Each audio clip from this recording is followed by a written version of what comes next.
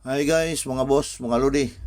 To this video, mayroon tayong panibagong unit. Isang Mitsubishi Canter from Usami City. Ito, company service ito. Anong pangalan sa company nito? Ayun, di ko maninag. So, company service to from Usami City. Ang kanyang iniindang sakit, low power at saka check engine. Ito, isang Emory Incorporated. Anong company ba yata yun? Ano kayang binibenta nila? Wala akong idea kung anong benta nila. Anong negosyo nila. Basta company service ito. So, ang iniindang sakit niya again is low power check engine. Kapag i-accelerate mo, parang kumakajud yung kumasakit-sakit yung makina dyan. So, makinig tayo sa mga Nakmar Boys, 1 to sawa na video para meron kayong idea kung paano natin gawin. So ayan guys, ang tumira dito ay si Mr. Diosdado Pangati. Siya ang kasi in charge dito. Ang diagnose niya dito ay tanggalan daw muna ng isang injector at manual testing. Kung kumukutok pa ba ang injector ito. So ayan, kumanda na. Manual check tayo dito. So ayan, ito na ito ng galing mo. Ayan, napag-convert. Okay tayo. Ayan, napag-convert ito. Galing mo. Okay. So, okay. So, ayan, okay. So, ayan.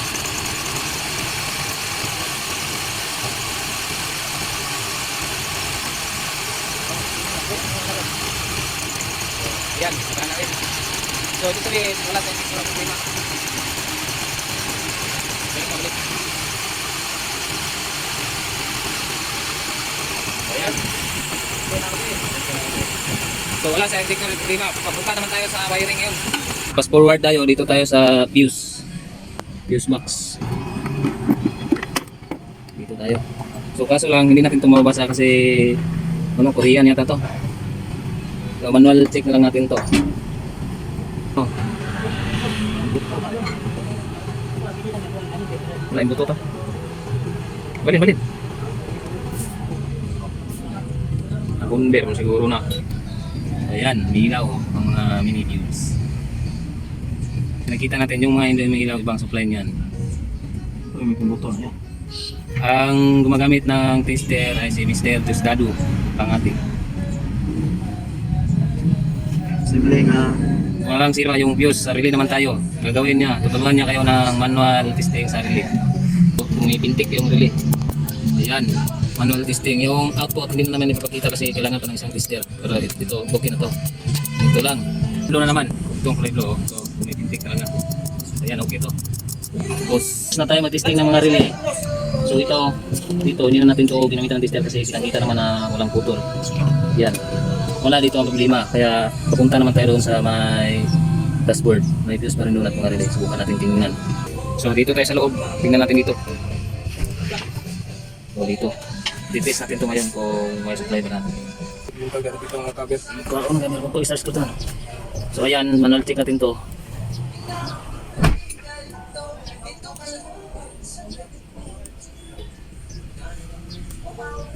Yung mga hindi may ilaw, iba yung supply.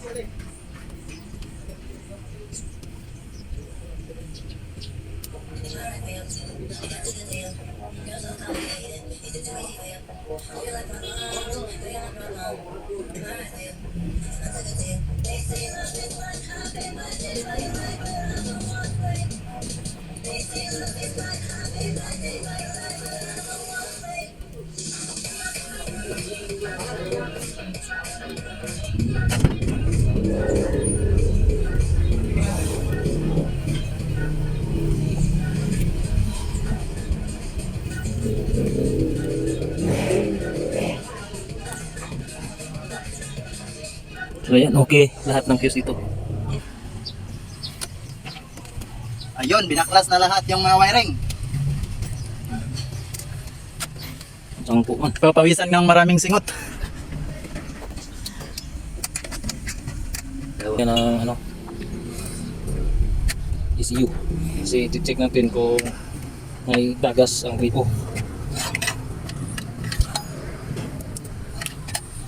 Yan, dito.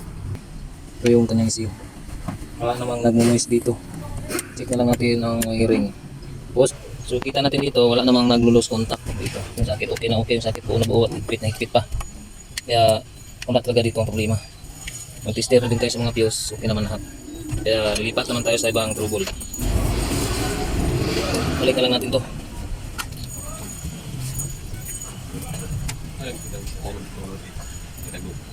Load yan. Ito. So ayan, binaklas talaga natin yung mga cover kasi tinignan natin yung mga wiring. So kita naman natin na wala namang problema dito dahil okay naman yung mga linya ng wiring. Kaya maghahanap trouble dito para malaman natin kung ano talaga yung dahilan ng hard start. So ayan, pause muna. So ngayon, napalitan natin ito ng fuel pressure sensor. Ayan, tinatanggal na. So ayan, ito yung natanggal na. Galing yan doon sa kalim. Hindi natin masyadong kita kasi nasa kalim. So ayan. Ito yung papalitan natin, bilihin natin doon. Ayan, hawa na tayo. Ano? Dito ba ya? Ay tayo. Diba? Balikan naman ako, Mike. Okay na, Mike. Tanya, Mike. Ito yung bago.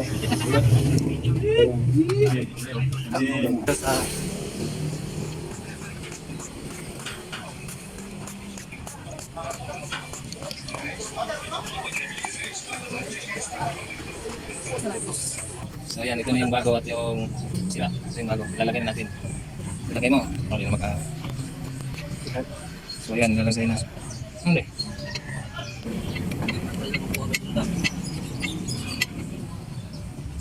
Yan. Kinatang. At subukan natin ito pandarin ngayon. Itong hose sa turbo.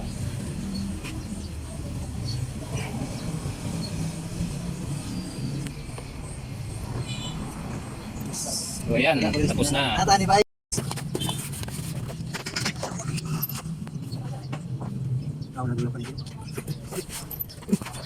Kita yung masakit natin.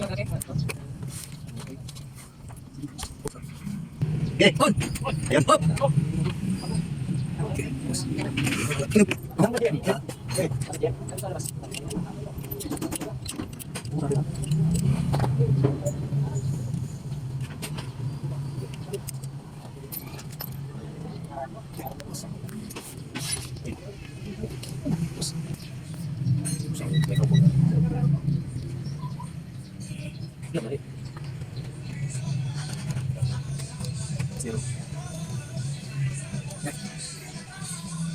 Okay.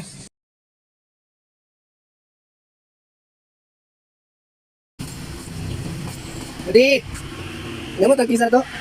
Oh, dito na. Isa. Ya, isa.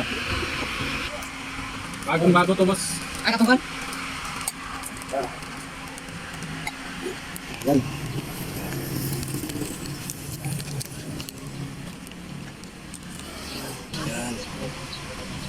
Brand new. Stay up.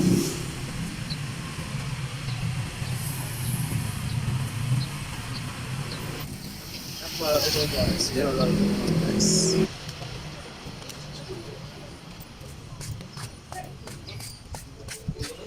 Wala. Smooth lang niya kita eh. Titik na nih.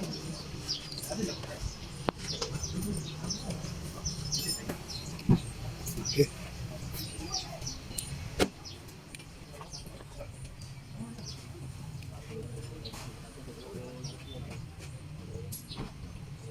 Takut.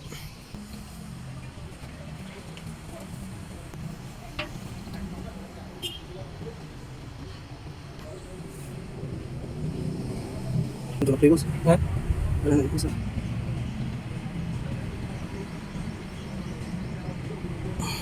Okay.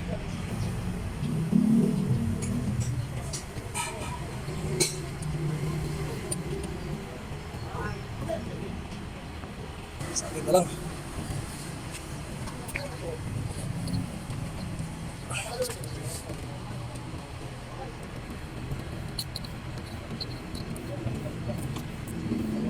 Okay. Ikaw be, start. Baik lagi start dong. One click ba? Yun. Boom. Tapim.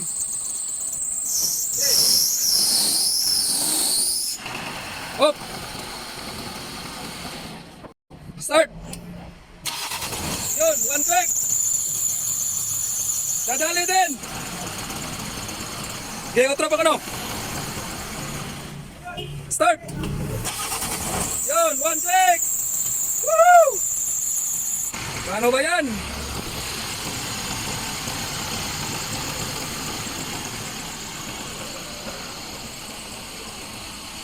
Release. Release na Kraken. Ayun, tuwang-tuwa yung mga Nakmar boys dyan kasi nadali na daw. Okay na yung gawa nila. So, isopin natin maya't maya. Road test na yan. So, nakita nyo. So, ilang tao ang gumawa yan para ma-solve yung hindi ang sakit sa unit na ito. At sana yung nanonood, lalong-lalo na sa mga baguhan na gusto magmekaniko, may napulot kayong aral at teknik. So, sana wag kayong sawang tumingin sa video namin. Sa mga Nakmar boys, meron talaga kayong makukuha ang aral at sa mga teknik. Kasi halos hindi namin na pinuputol yung video para makita nyo lahat kung paano namin ginagawa yung isang buong unit. So at least man lang kung gusto kayo magmekaniko, magka-idea kayo. So ito, parang yung binaklas nila, binabalik na para makapag-road test sila. So, tuwang-tuwa yung mga Nakmar boys dyan. So, kitang-kita nyo kung sinong gumawa. Hindi lang isang tao gumawa sa isang unit. So, dami-dami ngayon. Marami sila. Nagtulong-tulungan. Kasi depende kasi yun sa skills nila. So, sana goods na yung gawa nila dyan. Makapag-road test sila. At hindi na babalik yung customer. So, isang company ito ha. Again, isang 4M50. Mitsubishi Canter. 4M50 engine from Usami City. Pumunta sa atin, dito siya nagpagawa. So, atras na yung unit na yan para mag-road test. Sana goods na goods yung gawa dito sa Nakmar boys. So, magkaalaman na ngayon kung okay ba kasi yung iniindang sakit dito is low power, hard starting. At sa kapag RPM mo, mag-accelerate ka, lalong-lalo na pag mag-overtake ka, medyo maputol yung andar niya. Sumasakyod yung kanyang makina. So ayan kita nyo yung takbo, parang medyo okay talaga. Mabilis na ng takbo nila. Bago pa nakalabas sa shop, mabilis na ng takbo. So mukhang okay na talaga yung gawa sa mga Nakmar boys. Paano ba yan? Another problem solved. So another satisfied customer. Hanggang dito lang.